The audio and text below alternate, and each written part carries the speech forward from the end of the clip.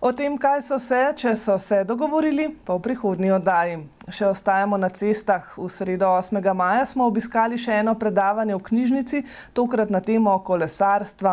Robert Mihelčič s Podgore v občini Dol pri Ljubljani sicer ni predaval o popotovanjih, ki jih na kolesu v družbi sina opravi zelo veliko, ampak je polni predavalnici obiskovalcev v Medvoški knjižnici delil nasvete, kako se odpraviti na potovanje s kolesom.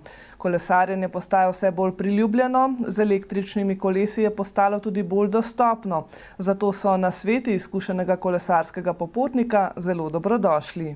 Danes je kolo nadvse priljubljeno prevozno sredstvo, ki pridobiva na priljubljenosti, in zato so se v knjižnici Medvode odločili, da v goste povabijo Roberta Mihelčiča, ki svoje izkušnje in priporočila kolesarskim popotnikom deli na različnih predavanjih. S kolesom se Robert Mihelčič ne loteva samo daljših izletov, vsak dan se namreč z njim vozi tudi na delo. Pred 20 leti sem potoval peš. Zdaj pa nimam več dovolj časa in sem pohitril način potovanja in sem presedal iz peš na kolo. In tako kolo je ravno pravšna hitrost, da nekje na dan med 80 in 100 km prevoziš, je že kar neka razdalja, da začutiš okolico, tudi spreminjajočo okolico.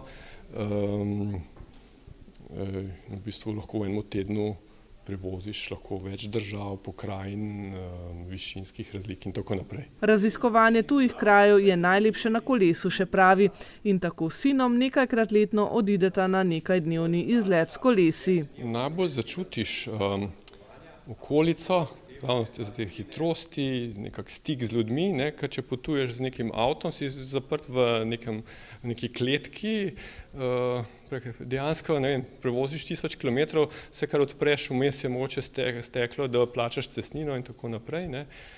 Drugače pa v zahodnih državah to je kar zelo pogost način preživljanja prostega časa, tako da srečava na teh popularnih, rečemo, kolesarskih poteh so cele kolone v toplih mesecih kolesarskih popotnikov. Če jih tle vidim enkrat na mesec, mogoče kakšnega z obešenimi torbicami, jih tam vidiš vsako minuto, dve, vsakih nekaj kilometrov, sploh na teh popularnih poteh. Eden od razlogov, da je kolesarjenje v tujini tako priljubljeno, je zagotovo vse boljša kolesarska infrastruktura, zato je ponekod kolesarjenje res velik užitek. Ja, nedvomno je kolesarska infrastruktura najboljša na Nizozemskem, potem jih pa sledi Danska, tako da se na Nizozemsko zelo rada vračava. Tako da, če nimava svojih koles, pa jih tam najameva. Res je perfektno in res uživava. V Medvoški knjižnici običajno gostijo popotnike, ki opisujejo, kaj vse so videli in spoznali na svojih poteh. Robert Mihelčič pa s svojim sinom zdaj deli nasvete, kako se sploh lotiti kolesarskega popotništva. Nekako želiva spodbuditi ljudi, da preživljajo prosti čas na nek aktiven, vem, da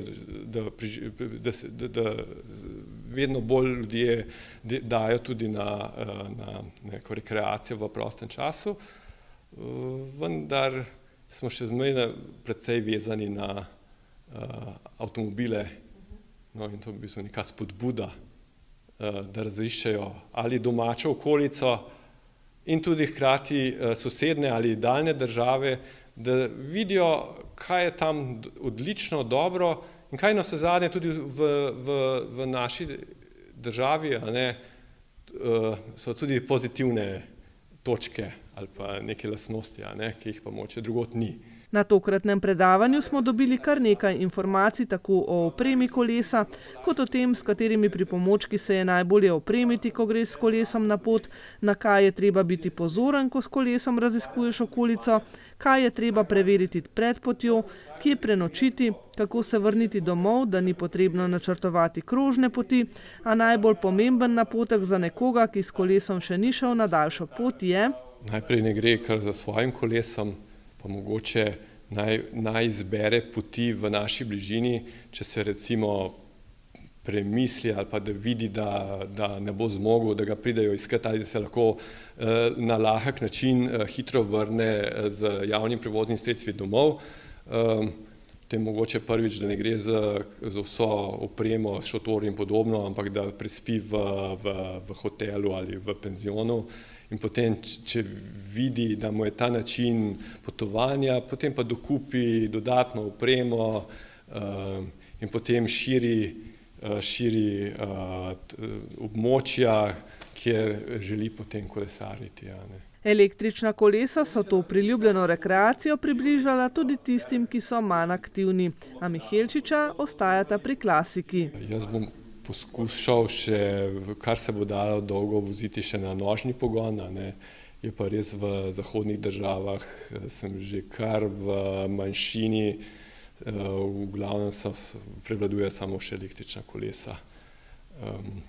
Tako je potem zdaj to postalo, recimo še 15 let nazaj nisi videval starejših ljudi po raznih hribovitih območjih, zdaj pa to me starejše gospe lepo prehiteva, pa žvižga v klanec, ne, z električnim kolesom, medtem ko jaz sopiham, ne.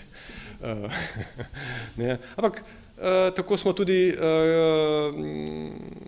generaciji dali možnost, da na starejša, se pravi v tistih letih, da lahko raziskuje okolico, ki je pa drugače mogoče ne bi mogel, ne, ali pa bi mogel nekim avtomobilom. Tudi Slovenija gre po poti držav, kjer je kolesarjenje izjemno priljubljeno.